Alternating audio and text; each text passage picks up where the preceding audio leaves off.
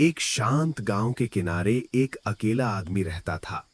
उसका घर छोटा था और जीवन बिल्कुल सादा। उसके पास कोई परिवार नहीं था। हर दिन वो अकेले ही अपने घर का सारा काम करता। बीमार होने पर उसे संभालने वाला कोई नहीं था। थकने पर सहारा देने वाला भी नहीं। शाम को जब वो अकेला खाना खाता, घर की खामोशी उसे और भी उदास कर देती। दूर गांव के लोग अपने परिवारों के साथ हंसते बोलते दिखते और उसका मन और खाली हो जाता।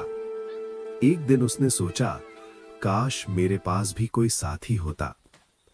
अगले दिन उसने तय किया कि वो खुद अपने हाथों से एक साथी बनाएगा।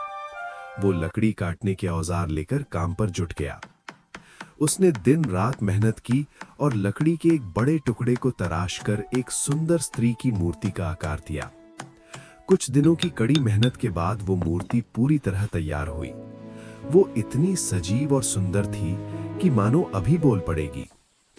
काम पूरा होने के बाद वो गरीब आदमी बड़े प्यार और सावधानी से उस लकड़ी की मूर्ति को अपने घर के अंदर ले आया।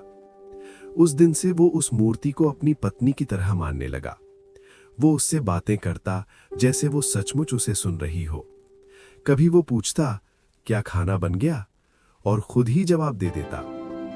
दिन बीतते गए और वो उसी तरह मूर्ति के साथ बातें करते हुए जीता रहा।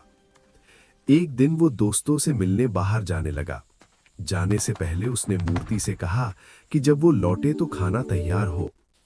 रास्ते में उसे उसका एक अमीर दोस्त मिल गया। दोनों पुराने दोस्त रास्ते में चलते हुए बातें करने लगे। अमीर दोस्त ने मुस्कुराकर पूछा, क्या तुमने शादी कर ली? गरीब आदमी थोड़ा शर्मिंदा हुआ, पर उसने हाँ में सिर हिला दिया।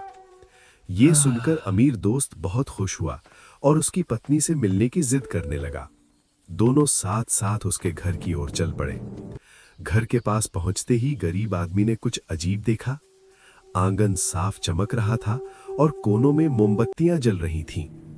हैरान होकर उसने अपने दोस्त से बाहर इंतजार करने को कहा। जब वो घर के अंदर गया तो उसकी आंखें आश्चर्य से फैल गईं। लकड़ी की मूर्ति अब एक जीवित सुंदर स्त्री बन चुकी थी। वो स्त्री शांत मुस्कान के साथ उसके सामने खड़ी थी। खुशी से भरकर उसने अपने दोस्त को अंदर बुलाया। अमीर दोस्त ने उस सुंदर स्त्री को देखा और मन ही मन जलने लगा। उसके मन में लालच और ईर्ष्या की भावना पैदा हो गई। उसने एक चालाक योजना सोची। उसने कहा कि वे बारी बारी से एक दूसरे को खाने पर बुलाएंगे और खाने के बाद जो चीज छुएगा वो उसी की हो जाएगी। भोले गरीब आदमी ने तुरंत इस बात को मान लिया। कुछ दिनों बाद वो अमीर दोस्त के घर खाने पर गया। खाने के बाद उसने उत्सुकता से एक बड़ा संदूक छू लिया। संदूक के अंदर चमकते सोने और दौलत से भरा खजाना था। अब वो खजाना उसी का हो गया। लेकिन अमीर दोस्त की बुरी योजना अभी खत्म नहीं हुई थी। अब उसकी बारी थी गरीब आदमी के घर आने की। खाने के दौरान वो लगातार उस स्त्री को ही देखता रहा। समझदार स्त्री ने उसकी नीयत तुरंत पहचान ली।